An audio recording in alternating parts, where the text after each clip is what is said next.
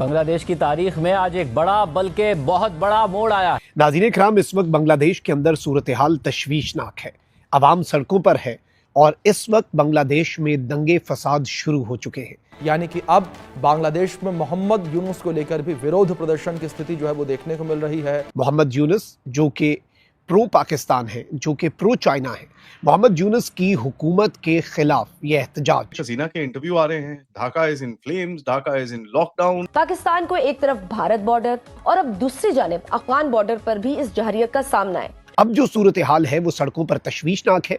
मोहम्मद यूनुस अपनी कौम से खिताब करने जा रहे हैं और ऐन उसी मौके पर भारत जो है उसने हसीना वाजिद की अपने मेन स्ट्रीम मीडिया से इंटरेक्शन करवा के 16 of the top members of the Bangladesh government, interim government, they are looking for a safe exit. आप ये देखें, ओवरऑल बात करें ना तो एशिया के अंदर इस टाइम मेरे ख्याल से अगर बेस्ट कंट्री है तो वो इंडिया है। ठीक है। इवन कि मैं खुद पाकिस्तान में पैदा हुआ तो मैं कई दफ़ा ये सोचता हूँ कि काश मैं इंडिया में पैदा हुआ होता। ऐसे थॉट्स क्यों आती हैं आपको?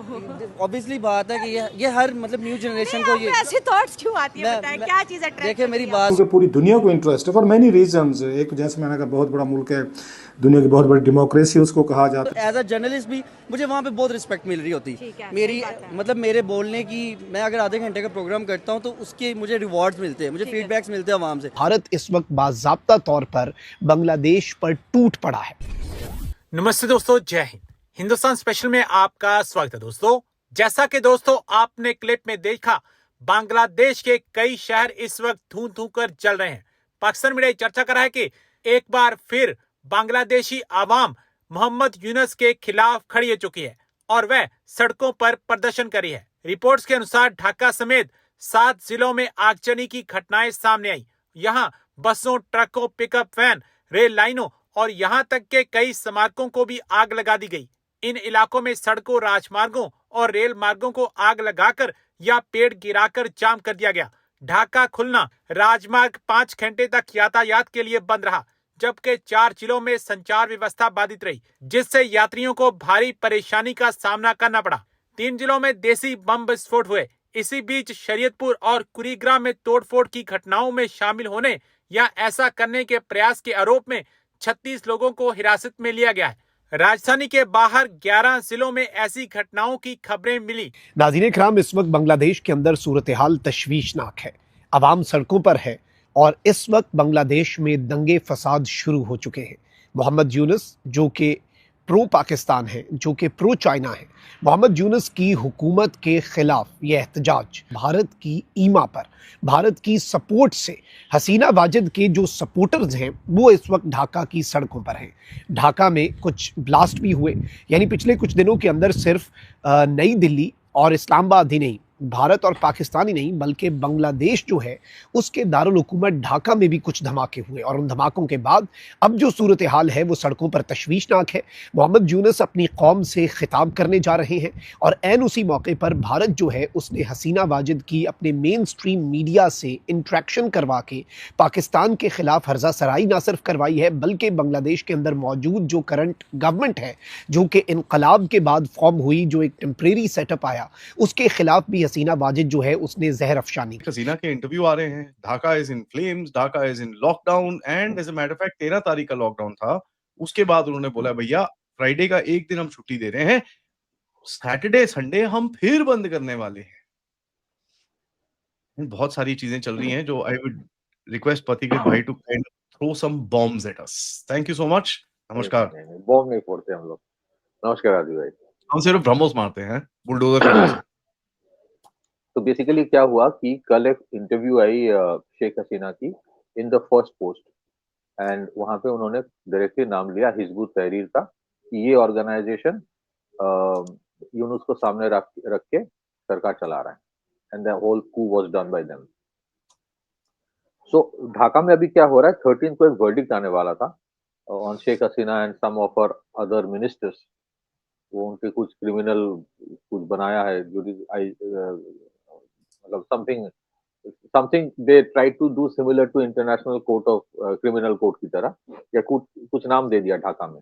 तो अचानक सुनने में लगेगा कि ये कोई इंटरनेशनल है। इंटरनेशनल में इंटरनेशनल कुछ नहीं है, नीचे बना हुआ है। तो ये वर्डिक्ट 13 को आने वाला था। अब इसी वजह से अवामी लीग का एक बहुत बड़ा मोबिलाइजेशन 11 से शुरू हो गया था।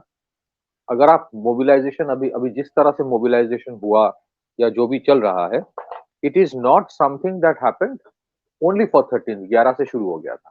और ये जो दिख रहा है, इट इज प्रीटी क्लियर कि these are not just Awami League supporters, there are, मतलब अवामी लीग के मेंबर्स सिर्फ नहीं है, there is a sort of a mass uprising, a little short of mass uprising but sort of mass uprising. तो कल तो मोर और लेस बंद था और ये पहले से इनको शंका था कि ऐसा ही कुछ होने वाला है। तो Dhaka was fortified as if like a war going to happen. अब क्या हुआ है, यूनुस का कल स्पीच आने वाला था 12 बजे, फिर उसको 2 बजे डिले किया, फिर 2:30 बजे आया। There are some social media, उनके जो मेजर इन्फ्लुएंसर्स है, some of them are claiming कि कल सुबह जो है उनके जो मिनिस्टर्स है उनको एडवाइजर बोला जाता है, क्योंकि ये इंटरिम गवर्नमेंट है। तो they went and met the charge d'affaires of US in Bangladesh, Tracy and Jacobson, and as per certain reports, ये verifiable नहीं है, but as per certain reports, 16 of the top members of the Bangladesh government, interim government, they are looking for a safe exit. ठीक है, और एक शायद request ये भी किया गया था कि जो भी अनाउंसमेंट्स होगा, कल एक जो स्पीच में दिया था यूनुस ने, ताकि उसके बाद कोई वायलेंस जमात की तरफ से या बीएन की तरफ से ना हो, ये अमेरिकन एम्बेसी में जाके रिक्वेस्ट करवाया जा रहा है। तो बेसिकली बीएनपी एंड जमात जो एक टाइम एकदम यूनुस के पीछे खड़ा था, आज बहुत सारे दरार आ गया है। कल यूनुस का जो स्पीच था उसको देखे, मतलब अच्छा, what is the version that the government is giving, कि कल जो सन्नाटा था वो सन्नाटा इसलिए था कि सुबह से लोग बैठे थे कि यूनुस स्पीच देंगे वो सुनने के लिए। अरे भाई, मतलब तो एनीवेज वो उसका वर्जन है। तो स्पीच में ये हुआ कि 13th का वर्डिक्ट अभी 17th को आएगा। Now that's one part of the issue, क्योंकि इसमें अगर इसको कन्विक्ट किया जाता है शेख हसीना को, तब तो अवामी लीग एंड द, क्योंकि अभी लोगों को लग रहा है कि जो हो रहा है, what happened for the last 1 year was a farce, so that with the country will burn.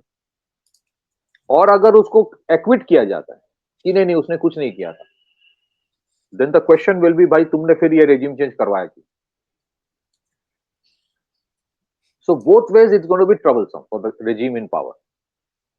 Are you getting my point? तो उसने क्या किया, कल एक जो अनाउंसमेंट किया कि फरवरी में इलेक्शन होगा, उसके साथ एक रेफरेंडम होगा। अब रेफरेंडम क्या है कि 4 सवाल हो गए। वो जो जुलाई डिक्लेरेशन था उनके, जब मूवमेंट पिछली साल चली थी,